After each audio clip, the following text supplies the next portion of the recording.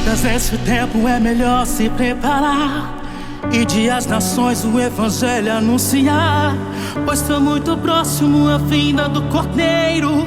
Quando Deus o chama, o capacita por inteiro. Quem tem o chamado não pensar em desistir, temente e fiel, persevera até o fim. Se tem o chamado, sou por ele protegido, não temo a batalha, envia-me a mim. Vivo o chamado, Deus sempre do meu lado, não temo um inimigo, pois por Deus eu sou guardado. Sou escolhido, ungido para essa geração, profeta desse tempo, ministrando nas nações. Não temo a batalha, ser fiel até o fim, pois estou revestido da armadura do poder. Onde tu mandares ser vestido eu irei, atenta a sua voz, envia-me a mim. Envia-me a mim para curar, envia-me a mim para ministrar, envia-me a mim, por ele sou guardado, também sou protegido. Sou filho de Cristo, filho do Deus vivo, para curar, envia-me a mim, Senhor, para salvar, envia-me a mim, por ele sou guardado, também sou protegido. Tenho chamado, sou filho de Cristo.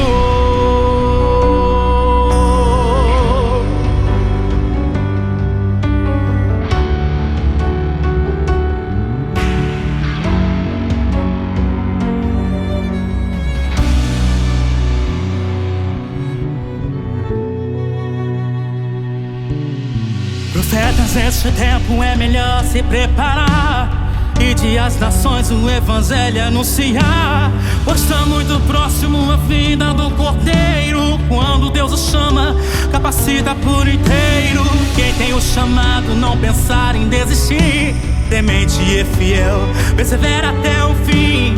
Se tem o chamado, sou por ele protegido, não temo a batalha, envia-me a mim.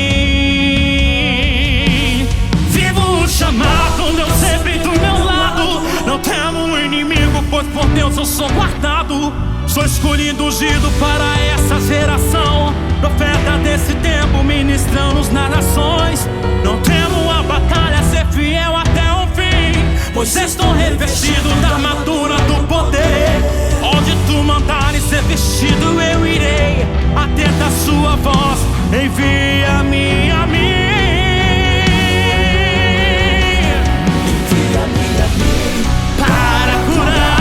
Envia-me a mim para ministrar,